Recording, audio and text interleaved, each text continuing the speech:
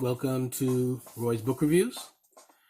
I am Roy, and today I would like to discuss my thoughts with you on two wonderful books that I read, two for the price of one here. Both of these, I would say, are considered masterpieces, classics. I know in this day and age, there are people who like to poo-poo books that are considered classics. In many cases, they feel that the canon is overrated, and there are a great deal of modern books that are much more interesting, much more worthy of praise than those that they had to read for high school English class or in college. They do have a point some of the time. I mean, there are a lot of old classics that haven't traveled with the times as well as others. They feel a bit outdated, stale. But I am not one of those people who criticizes old classics and feels that everything you had to read for a class rather than chose to read on your own is by definition boring and overrated. I think many of those books are actually incredible works of art, and that's how they got to be up on the pedestals in the first place, and they many of them deserve to remain there. So whether these books are ones that you read in English class or not, I do not know. I did not. I came to them after my school years.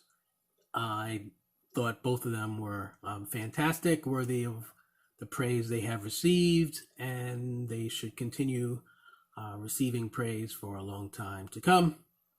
Many other great books will be written, but that doesn't mean we can't appreciate those that we have loved for a very long time for good reason.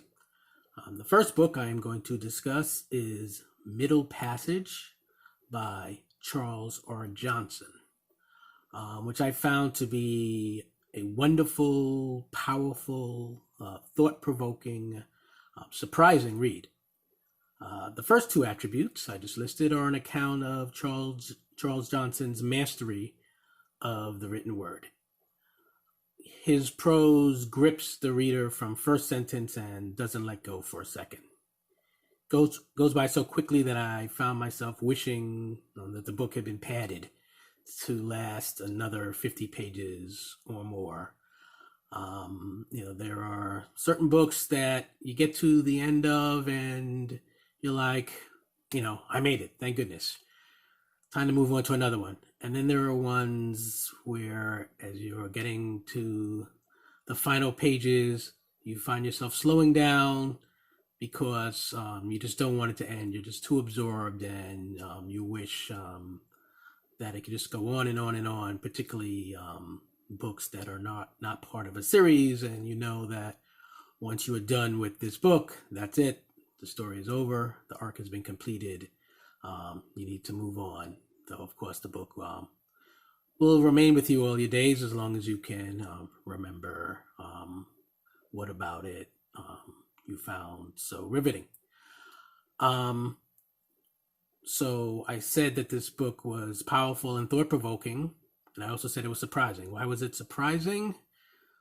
I expected it to focus primarily on the horrific Middle Passage, of course, since that is the title. Middle Passage, of course, is a period in which people were enslaved and transported in barbaric fashion from Africa to the Americas, to the United States and other places. And the bulk of this book does, in fact, describe such a voyage. But before we get to it, we are introduced to the protagonist, a fascinating character who is a freed slave, And he ends up on the ship basically by accident, as he flees to avoid a forced marriage to his impatient girlfriend. She is a seemingly mild-mannered lady who has taken matrimonial matters into her own hands in rather brutish fashion. I mean, she is not a shrinking violet who is going to sit by and wait for her man to finish sowing his wild oats and decide that he's ready to settle down. She wants to get married to him yesterday.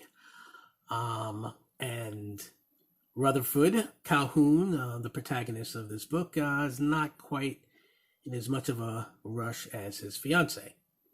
Once Rutherford is aboard ship, and particularly once the ship has taken its cargo on board, its monstrous cargo, which includes not only members of an ancient African tribe, but also their god. The narrative is so intense and perilous and chock full of life and death double dealing on the unpredictable high seas that the early part of the novel is mostly forgotten. But without giving too much away, as Middle Passage reaches its conclusion, suddenly we readers are back in the world of the original cast of characters. The physically battered protagonist is much changed mentally and emotionally due to his adventurous ordeal.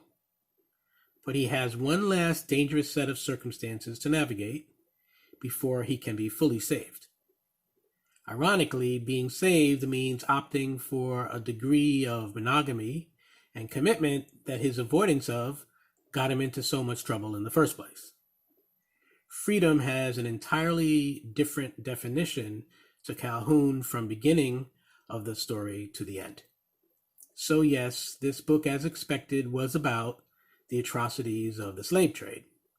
But slavery is more of a backdrop than the focus of this action-packed tale.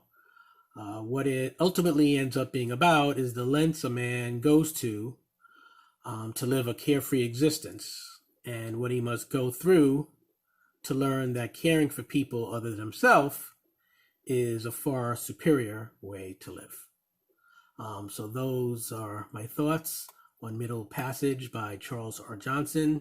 If you haven't already read it, go and get it right away. Read it, devour it, you will love it. I am quite certain. The second one, also a classic, also a masterpiece. Things Fall Apart by Chinua Achebe. Hopefully I pronounced his name correctly. I forgot to look that up and make sure I got it right. I'd been meaning to get around onto this book for a long time. There are certain books that just have a title that you just dig the sound of it, and you'll, even if you don't know what the book is about, you're like, I'm going to read that book someday because, I just think it's a great, I don't know, just a great title, a great way of describing whatever in the world is going to happen in that story. So I finally got around to Things Fall Apart, and it did not disappoint. It is the story of an African man named Okonkwo. He is an important man in his tribe and lives the way he understands a man's life is meant to be lived. To compensate for the weaknesses of his father, his main purpose is to demonstrate strength.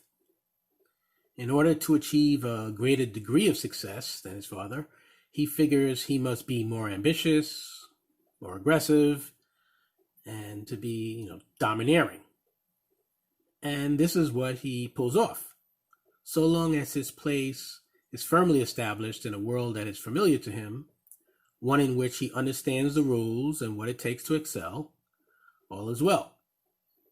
But after Christian missionaries arrive in the village, we learn that this is not the story of a man so much as it is the chronicle of a way of life that is destined to fail.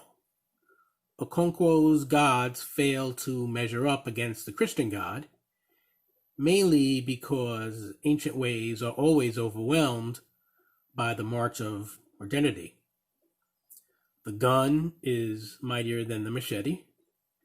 Science outmatches superstition. And what on the surface appears to be a more compassionate way of life triumphs over barbarism because biblical cruelty is more cleverly disguised. That's how I'd put it. So Things Fall Apart is a fascinating book that lived up to its reputation, lived up to its cool title. It is indeed about a way of life falling apart. That is what happens to all things eventually. The circle of life, as the Lion King puts it. That's all I have to say about these two wonderful books, Things Fall Apart and Middle Passage. Go out and get them both. Add them to your to be read piles, to your gift wish list. You will not be disappointed. Until next time, signing you off. Happy reading.